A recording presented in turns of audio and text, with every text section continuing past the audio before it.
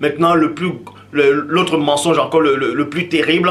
Parce que plein dans les assemblées actuellement, ils font même des CD, des DVD, ils font des spectacles sur ça, des banderoles, ils commencent à chanter, ils disent que Emmanuel, c'est lui qui est Dieu, Emmanuel, que Emmanuel c'est le Christ.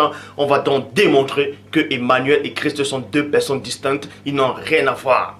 Pour ça, je vais dans Ésaïe chapitre 14, non, Ésaïe chapitre 7 au verset 14, Ésaïe 7, 14 qui dit ceci. C'est pourquoi le Seigneur lui-même vous donnera un signe, 2 points. Voici que la Vierge est enceinte. Elle enfantera un fils qu'elle l'appellera Emmanuel.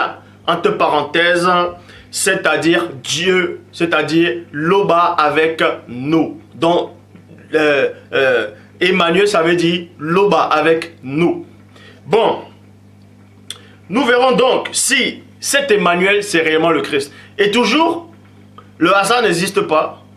Mais, on vous dit néanmoins, toujours dans l'évangile de Matthieu, l'ange, soi-disant, Gabriel, il descend, il annonce à Eyoumé que cet enfant sera appelé du nom de JC.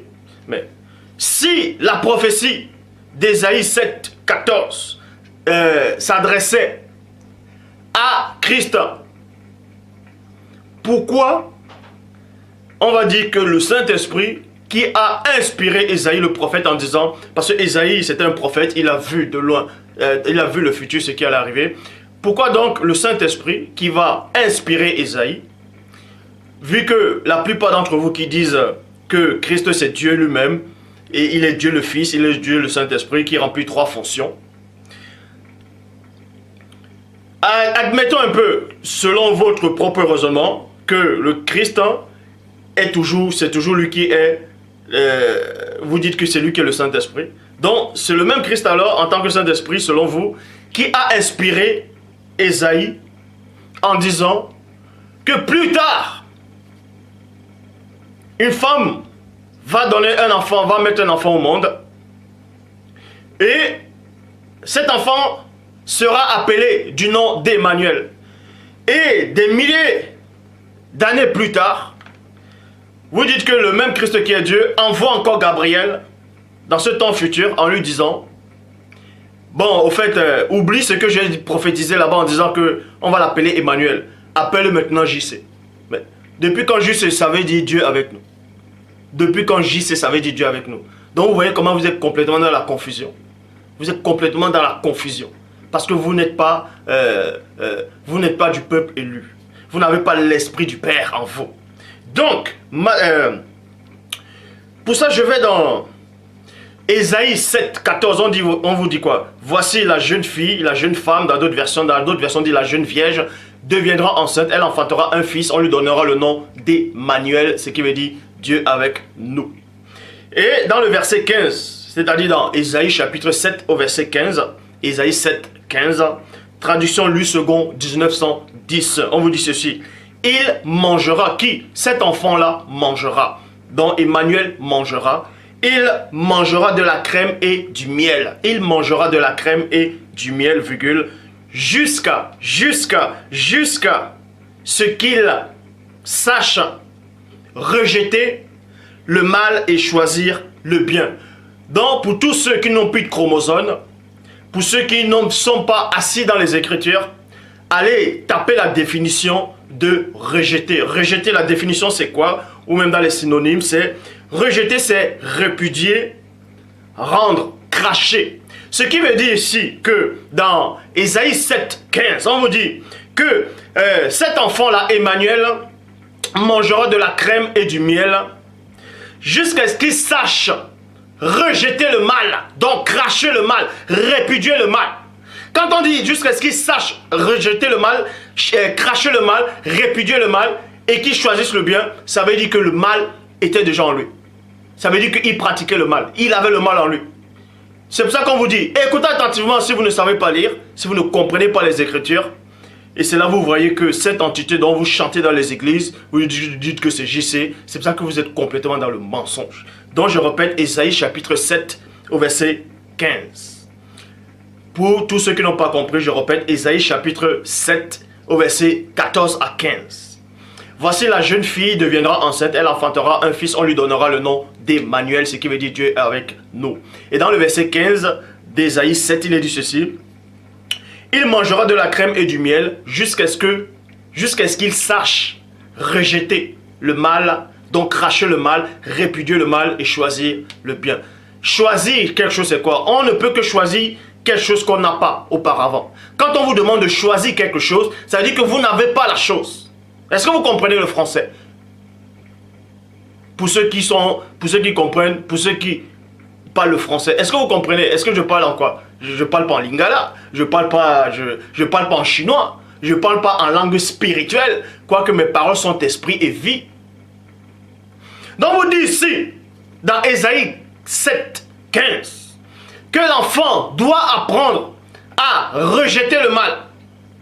Quand on te dit, tu dois apprendre à rejeter le mal, ça dit que le mal est déjà en toi, ça dit que tu fais le mal. Mais maintenant, il faut que tu apprennes à rejeter ce mal-là. Bon, montre-moi donc un seul passage dans l'histoire de la Bible, dans toutes les versions de la Bible, où il est dit que Christ pratiquait le péché, que Christ vivait dans le mal, dans le désordre. On vous dit que le premier-né n'a jamais péché, donc le mal n'habitait pas en lui. Puisqu'il dit quoi? Pour ceux qui ont dû lire la Bible, Christ dit quoi? Voici le prince du monde arrive. Il n'a rien de lui en moi. On sait que Satan c'est le mal. Satan incarne le mal. Mais on vous dit ici là, que Emmanuel étant petit, étant enfant, étant petit, il se nourrira de la crème et du miel, jusqu'à ce qu'il sache rejeter le mal. Donc il doit, et le Satan c'est le mal, donc jusqu'à ce qu'il apprenne à rejeter le diable. Donc ça dit qu'avant il acceptait ça. Mais est-ce que vous vous rendez compte du blasphème que vous faites quand vous allez chanter dans vos fausses églises, vous sortez vos faux CD qui n'ont même pas de sens? Emmanuel c'est lui qui est Dieu, Emmanuel est Dieu. Depuis quand Emmanuel c'est Dieu? Depuis quand Emmanuel c'est le Christ? Depuis quand Emmanuel c'est le premier-né? Puisque on vous dit cela qu'il était dans le mal, le péché était en lui, il vivait le mal, jusqu'à ce qu'il sache rejeter le mal et choisir le bien. Alors, et ensuite on vous dit quoi? Ésaïe,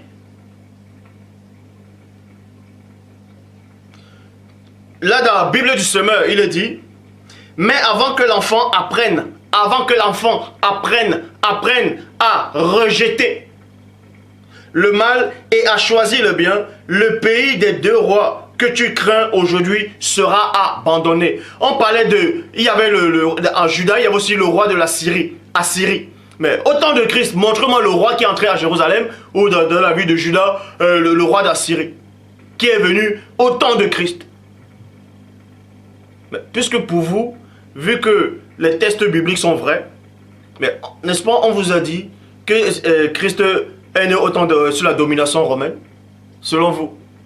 Mais la prophétie ici ne s'adresse, les Romains n'étaient même pas là. Dans la prophétie d'Emmanuel, autant de manières, vous pouvez lire même dans Ésaïe, chapitre 8, à partir du chapitre 8. Emmanuel était grand dans le chapitre 8, et le roi d'Assyrie est entré dans le pays d'Emmanuel. Mais les Romains n'existaient pas, c'était même pas sous la domination romaine.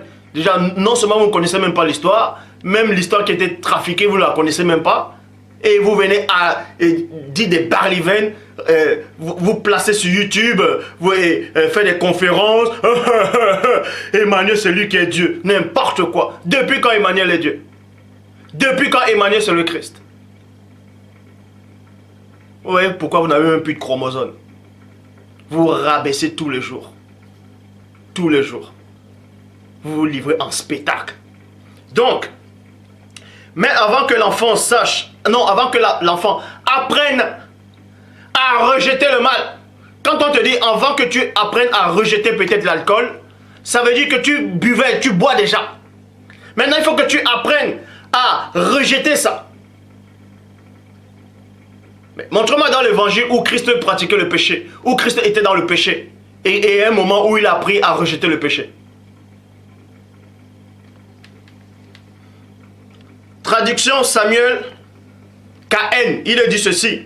Car avant que le garçon sache repousser, ce qui est mauvais et choisir ce qui est bon, le pays dont tu crains, les deux rois sera abandonné.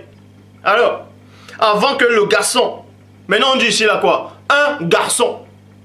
C'est même plus un enfant, c'est même plus un bébé. C'est-à-dire, étant garçon, un garçon, ne confondez pas. Un garçon, c'est celui qui est déjà, il est déjà bien formé et tout ça. Un garçon. Il y a un enfant c'est toujours un garçon, mais ici on précise un garçon. Ça veut dire qu'il est déjà, il a passé le stade de bébé. Il est devenu un garçon maintenant. Mais malgré qu'il soit un garçon, le mal était toujours en lui. Il vivait toujours dans le mal. Il vivait dans le péché. En tout cas, le péché le dominait. C'est pour ça qu'on dit ici là dans la traduction Samuel KN. Car avant que le garçon sache repousser. Donc ça dit qu'il ne savait même pas repousser le mal. Il ne savait pas repousser le péché. Il ne savait pas repousser la partie de Satan qui est en lui. Avant que l'enfant sache repousser. Repousser, ça veut dire quoi? Ça veut dire que c'était déjà en vous maintenant. Vous repoussez ça. On n'a pas dit pousser. Est-ce que vous comprenez les mots et les langages? On n'a pas dit pousser. Mais on a dit repousser. Ce qui est mauvais. Alors, ça dit qu'il vivait dans le mauvais. Et choisit ce qui est bon. Ça dit qu'avant, il ne savait pas c'était quoi le bon. Mais maintenant, il faut qu'il apprenne à choisir le bon. C'est pour ça qu'il est même dit dans l'Apocalypse, tu n'es ni chaud ni froid, tu penses être tiède, je te vomirai de ma bouche. Il n'y a pas de... la neutralité, il n'y en a pas. Soit tu es chaud, soit tu es froid. Soit tu es dans le mal, soit tu es dans le bon. Dans le bien. Point barre. Il n'y a pas la neutralité.